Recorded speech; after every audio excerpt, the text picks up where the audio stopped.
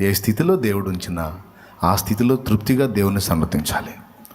మనల్ని అయితే శాపగ్రస్తులాగా దరిద్రులాగా ఉంచడం దేవుని చిత్తంగా. దేవుడు తప్పకుండా ఆశీర్వదిస్తాడు. ఆ భోగాల కోసం నువ్వేమీ గందరగోళం అవ్వాల్సిన అవసరంలా. నా తండ్రి వాగ్దానాలు ఉన్నాయి, నిన్ను తలగా ఉంచుదా కానీ తోగ్గా ఉంచను అన్నాడు. ఒకడికి ఇచ్చేటట్టు ఉంచుతాను, ఒకడికి దేపులు ఇచ్చేటట్టు నేను ఉంచనని చెప్పేశాడు. ఇవాళ కాకపోతే రేపు, రేపు కాకపోతే 10 రోజులు, 10 రోజులు కాకపోతే 10 నెలలు. ఆయన ఆడికి పోతాడు, మనమే ఆడికి పోతాం. ఓపికతో ఆయన కొరకు కాసుకుంటాం. ఇచ్చినాడు ఇస్తాడు, ఇచ్చినాడు. ఎగతాళి చేసిన వాళ్ళందరూ నవ్వినోళ్ళంతా నీ ముందు తలను వంచేరు ఇక ముందు. నవ్వినోళ్ళంతా నీ ముందు తలను వంచేరు ఇక ముందు. ఉందిలే దీవెనా ఎందుక వేదన పొందిన యాతన.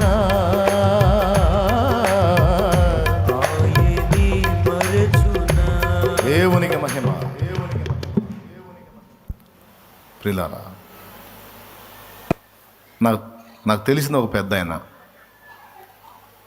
వర్షాకాలంలో మా ఇల్లు గుడిసె, గోడలు లేవు, ఒక్క మొత్తం కట్టుకొని తలుపు పెట్టుకున్నాం. దానికి చుట్టూ చీరలు,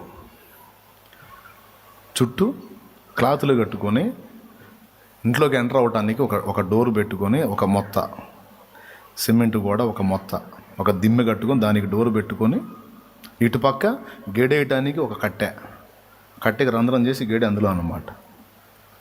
ఎందుకు? ఇంట్లోకి కుక్క రాజ్యాలు వెళ్ళకుండా. వర్షం పడతా ఉంది బాగా, నాన్పుడు అని పడుతుంది. మా ఇంటి ఎదురు ఒక ఫ్యామిలీ ఉండేది. వాళ్ళ ఇల్లు గట్టిగా ఉంది, పక్కా ఇల్లు. నాని దన్మని పడింది గోడ. ఆ ఉన్న ఒక దిమ్మె పడిపోయి ఆ తలుపు మొత్తం పడిపోయిందట్టు. పక్క నవ్వాడు పాపం ఆయన. తెలిస్తే నవ్వాడు కదా, పెద్దగా నవ్వాడు. మా ఇంటికి ద్వారానికి అడ్డంగా ఉన్నది దన్మని పడేసారు. మేము లోపల ఒకళ్ళని చూసుకున్నాం.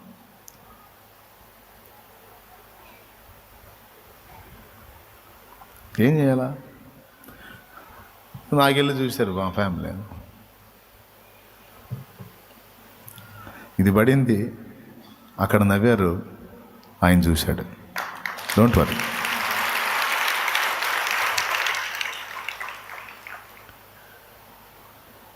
దేవునికి మహిమ. 2 నేమ్స్ మీద గవర్నమెంట్ పక్కా ఇల్లు కట్టించే ఇచ్చాడు చూడప్పుడు ఆఫరు. ఆ మధ్యలో ఓ 10-12 ఏళ్ళ క్రితం వచ్చినాయి. 2 శాంక్షన్ అయినాయి. దన్ అయిపోయింది ఇల్లు. గుడిసె కాస్త బిల్డింగ్ అయింది.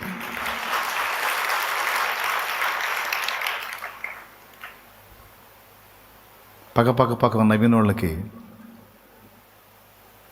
ఆ స్థానమే లేకుండా అయిపోయింది. చూడు ఎంత బాధాకరం.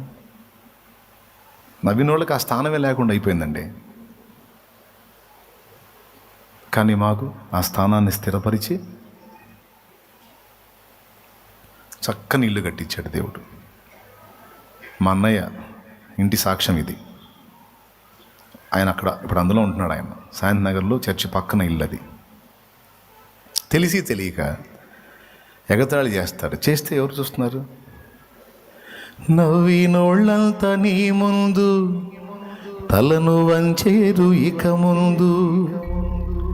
నవ్వినోళ్ళు దేవుడి ఆశీర్వాదం ఎలా ఉంటుందో వాళ్ళ కళ్ళారా చూసి పళ్ళు పులిసేటట్టు అల్లాడిపోయేటట్టు చేశాడు దేవుడు.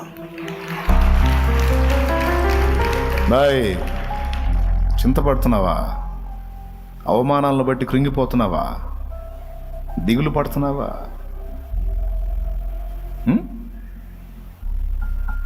రోషంగల్ల దేవుడు లేడు నీకు? లేడా? రోషంగల్ల దేవుడు లేడు నీకు? నేను దేవుడు లేనుడివా? దాని గురించి కృంగిపోయి, దాని గురించి నిరాశపడి, ఆ అవమానాలను బట్టి గందరగోళం అయిపోతావా? గుర్తుపెట్టుకో, ఈరోజు అవన్నీ ఫేస్ చేస్తున్నా, చెయ్యి, పర్వాలేదు చెయ్యి. ఒకరోజు ఉంది, ఆయన నిన్ను ఎలా స్థిరపరుస్తాడో, ఏ విధంగా ఆశీర్వదిస్తాడో, ఎలా హెచ్చిస్తాడో, నీ సంతతి మీద కూడా తన ఆశీర్వాదాన్ని ఎలా కుమ్మరిస్తాడో నువ్వు కాదు, నిన్ను చూసి నవ్వినోళ్ళు, నవ్వుదాం అనుకున్నోళ్ళు కళ్ళారా చూసేటట్టు చేస్తాడు దేవుడు.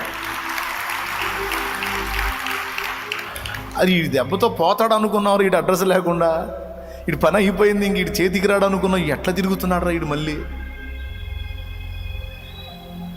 ఎట్లా తిరుగుతున్నాడు, మొత్తం కొలాప్స్ అయిపోయాడు కదా వీడు.